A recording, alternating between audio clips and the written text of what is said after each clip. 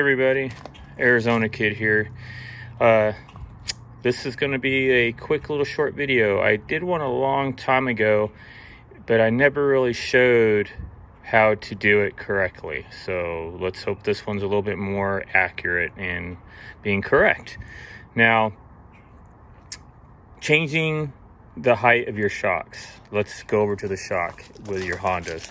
Everybody probably already has seen their shock before and knows that this is what we have to turn to adjust the height from this. Obviously where I have mine is all the way to the very hardest, and you turn this that way, it will drop it down lower and make the spring come down and make it more of a cushion ride.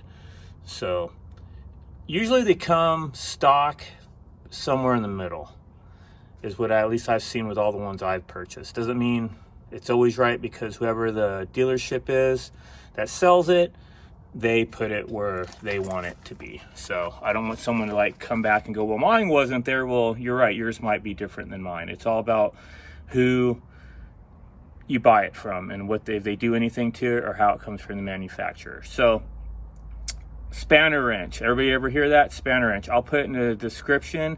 I'll put actually a set of spanner wrenches that are on Amazon. It gives you a whole set of different sizes because everybody's size might not be the same on this. Now I do have a spanner wrench up here, but this spanner wrench is for my Fox shocks on the Pioneer, on the Honda Pioneer 700, and we are working right now with the Honda Foreman because it has the Fox shocks on it, and the shocks on the Pioneer now are Fox shocks.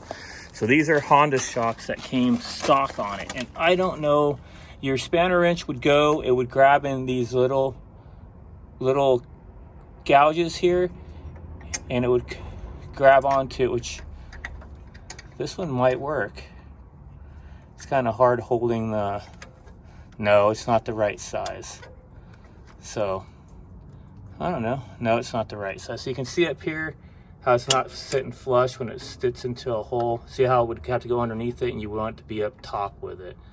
It's not the right spanner wrench for this shock. But that's pretty much how it would go on there, and you would just put pressure on it and turn it.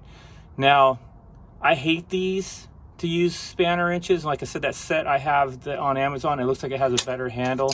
But this handle, look at that, handle's small. It's so narrow. It hurts your hand. Sometimes spanner wrenches are hard to keep on the shock to turn. I am a guy who just loves using what I have grown up calling channel locks. Now you could call these pliers. I don't know anybody, everybody probably has their own names for them. They are adjustable in how they move for the size. You're going, well, how do I use this? And a lot of people go, well, I don't want to use this because the teeth are going to scrape up the shock once you see how I use it on there. Well, if you really have that issue, you can put a piece of rubber in between it. Actually, let me get that a little opened up more for you. It won't be that wide, but it'll kind of show you what we're trying to do. You can put a piece of rubber in there so the teeth don't hit it. If you don't want to use rubber, you can get a piece of cardboard. You can just get a rag, put a rag in between there, and you're thinking, well, what is he talking about? Well, let's come over here and show you what I'm talking about. Because this is how I always have done it.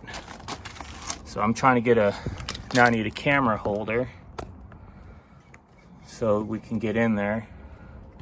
So I'm gonna need both hands. Let me maybe put you guys over here.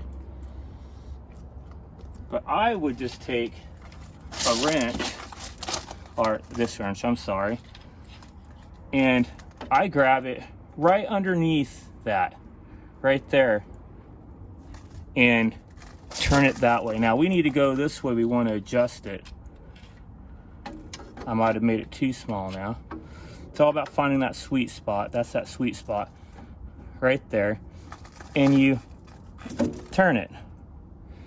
I think I shook the camera when I did that, but that just moved it one notch down. I can do it again. Another notch. And that's where it comes stock. People are going to be like, you're scratching up your metal right there. Well, I'm not squeezing super hard, and no, I'm not. But if you worry about that, that's where I said put that rubber or put that cardboard here, that rag there to do, because this is the most easiest way to turn it. And also, if you're having trouble turning this, jack up your ATV back in there, jack up your side-by-side in the middle. If you get weight off of this, it turns a lot easier. That's kind of like common sense. So if you're having trouble getting it to turn, get the weight off of it, jack it up. But I'm going to put it back because I like it at the tightest. So there's one, there's two. Now it's back to where it was. Once again, in my book, the channel lock or the wrench that everybody wants to call it, like I said, I didn't scratch that up, is the easiest way to me to adjust your shocks. So once again though, if you're worried about scratching it, like I said, you can get an old bike tire piece of tube that's rubber, or you could get a piece of cardboard or just a rag. A simple rag will keep that from being scratched. Or go to my description and buy the right spanner wrench for it. But once again, there's no wrong really way about it. It's all what you prefer to do. So, and I'm not going to get paid for if you buy that spanner wrench from Amazon. That link isn't to me for any money. You could probably find even maybe a better deal of spanner wrenches. Don't take the one I did. I just wanted to help you try to find it in case you're wondering what they are. So, like always, guys, thanks for watching. Keep the powder dry. Please subscribe and hit thumbs up. And I'll see you on the next one.